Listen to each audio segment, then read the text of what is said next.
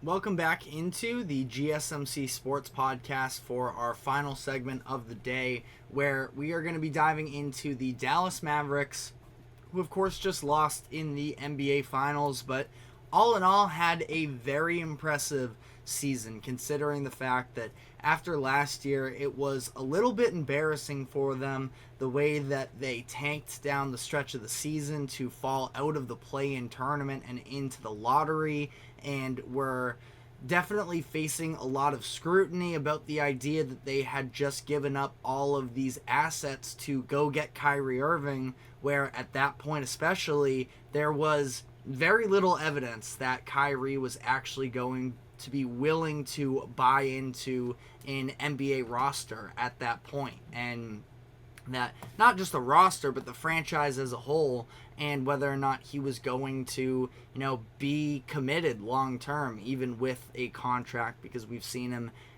ask out, sort of quit on two teams prior to that. But it ended up working, I would say, almost seamlessly, at least into this past season, where they were able to at least, put together this type of a situation where he and Luka develop this chemistry that we have been sort of waiting for the Mavericks to put somebody alongside Luka that was going to be able to fully unlock him. And we finally got that this past year. They end up signing Kyrie to a 3-year deal worth, I think it was a total of $77 million, somewhere along those lines, with a player option after for the 25-26 season. So something like 2 years, 77 plus a $43 million player option in the 25-26 season. And again, the way that the two of them were able to play off of one another, and especially once they made the trade deadline acquisitions of getting Daniel Gafford and PJ Washington, just adding those types of rim runners added an extra element to their game. Now, ultimately, by the end of it, it was a couple things. It was the fact that Luka physically was just so worn down. Absolutely, the conditioning is a part of it. He was also been dealing with these injuries since the first round, and it's not an excuse for him, because ultimately when you're out there on the court, you are going to be held accountable. But it is at least worth noting that he was dealing with, knee injuries, ankle injuries through these first couple rounds, and was able to power through. So you have to give him credit for that. There is definitely something to be said for his conditioning, the way that it seemed like, especially in this Celtics series, he was just weathered down by the fourth quarter, and that's something that he needs to work on. Obviously, some of the mental stuff as well, in terms of arguing with the referees and such, but he's still just 25 years old. And like I mentioned, Tatum passed Kobe Bryant for the player with the most playoff points before age 27. I mentioned that earlier in the show. Luka Doncic has an excellent chance to then pass Tatum in the next couple playoffs. So could be a record that doesn't hold up very long in the books there. But ultimately, you have to look at, additionally, Kyrie was not his best version of himself. There is something about him in Boston that just does not work for him. Obviously, a lot of history there between he and that city, but still, you expect more from him. You think that moving forward he can find a way to sort of get out of his head. We've seen him be able to mature in a number of ways to try and get to this point where he is able to buy into a team setting like this after some failed experiments in both Boston and Brooklyn. As Eric comments, could be wrong, but didn't they pass on re-signing Jalen Brunson to use the cap to sign Kyrie? It was a little bit different. It was that they didn't see Brunson as being worth the contract that the Knicks were willing to give him. It wasn't a 1-for-1, because the Mavericks then went on for the first half of the next season of 2022-23 of just Luka Doncic running the show in the first half, and then they made the move to trade for Kyrie at the deadline. So they weren't necessarily hand in hand. To some degree, it was, you can correlate it to thinking that Brunson isn't worth the money of a Kyrie Irving, but the two moves weren't directly correlated. But, when talking about the Mavericks' problems here, they do wrap up this money in Kyrie Irving, which at this point I don't think you can say is wrong, because even just to make the finals coming out of this Western Conference and showing Luka Doncic that as a front office you are committed, there were all of those hit pieces that were coming out. I think The Athletic posted one about the dysfunction of the Mavericks organization behind the scenes and how Luka could potentially ask out. This is when he was something like 23 years old. They were already planting the seeds of trying to get him out of Dallas, and here they are. That I do think that we saw Luka smile more than we ever have in the NBA up to this point, where and I'm no body language doctor, but it seemed like Luka was really happy playing with Kyrie, and he found somebody that he is, genuinely thankful that he can play alongside. I'll never forget his reaction when Kyrie hit that crazy left-handed floater against the Nuggets on St. Patrick's Day to, walk it off there. They are still building something, and I expect them to be back in the mix of things next year. But it is for them, and the Mavericks have been a very isolation heavy offense through the entirety of Luka's career, and obviously you add another isolation player in Kyrie Irving. That it's interesting when you talk about they need more ball handlers, but what is a ball handler going to do in that system where it's these two guys dribbling for, 90% of the game?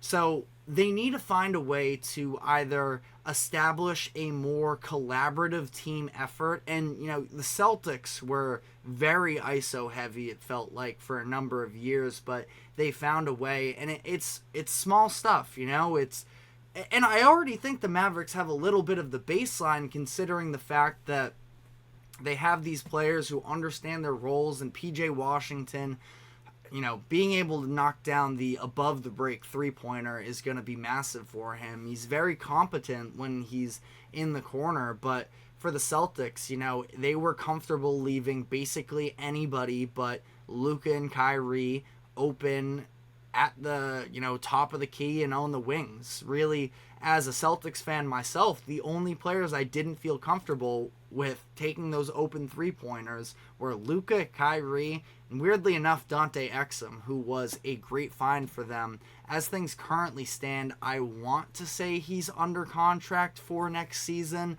I'll have to double check that. I think that 2024-25 isn't fully guaranteed. I'd imagine the Mavericks, honestly, I know that he wasn't playing crazy heavy minutes in the postseason, but that's somebody they'd probably like to bring back for just $3.2 million. I would probably do that in a heartbeat if I'm the Mavericks. But again, their problem in this series was offense. It was not their defense, which has taken a total turnaround from where they were at early in the year. The expectations coming into the season of, they're going to have these two awesome scorers, but who are they going to be able to guard?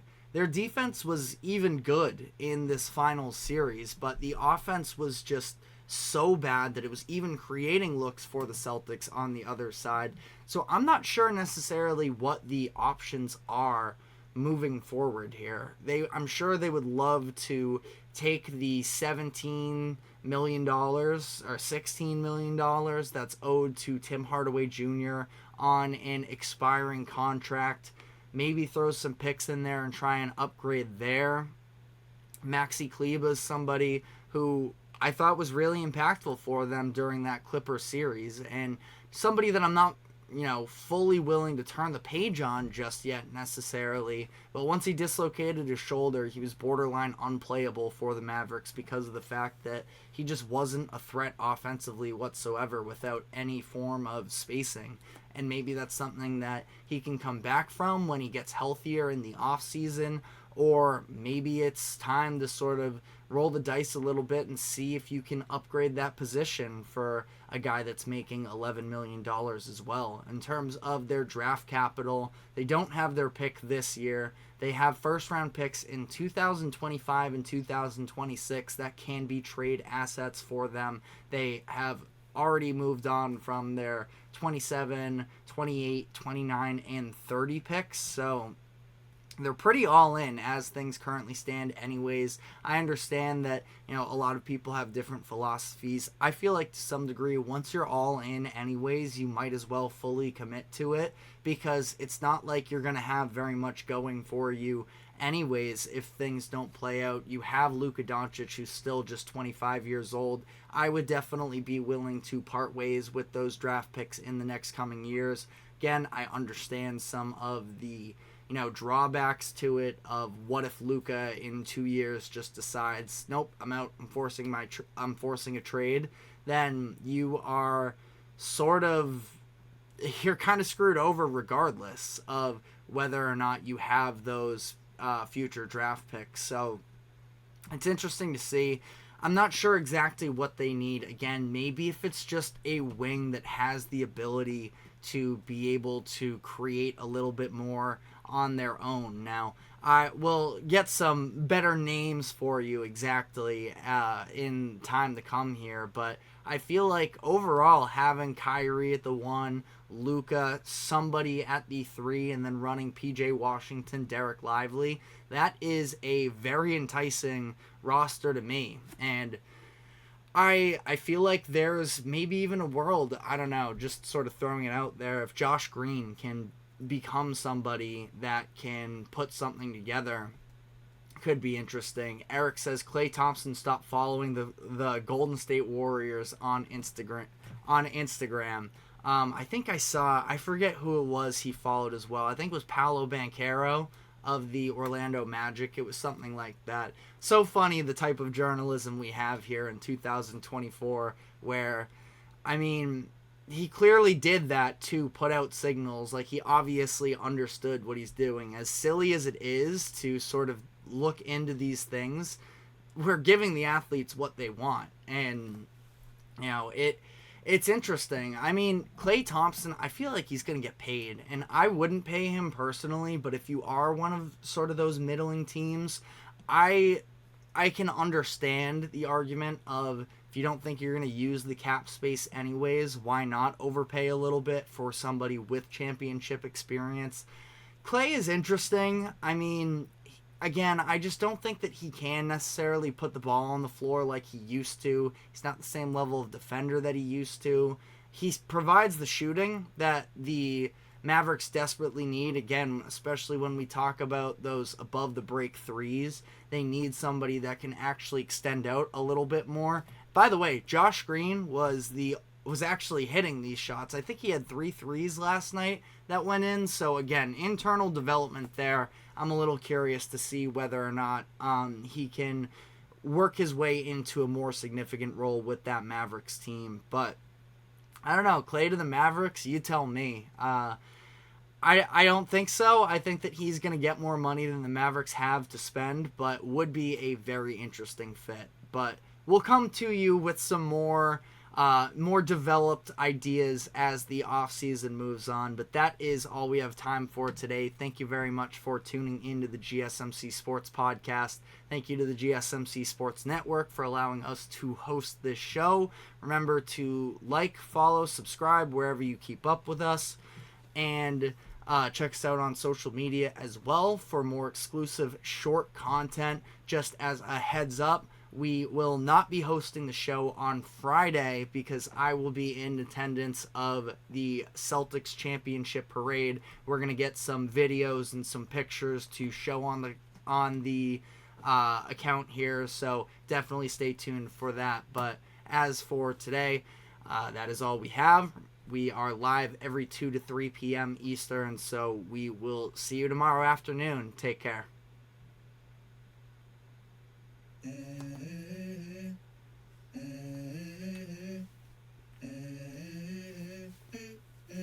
Let's go. I wake up to a little bit of drool on my pillow, feel like it's gonna be a bad day. Yeah, I'm tired of shit, and the coffee ain't hit yet. Damn, ain't that great. I don't wanna go.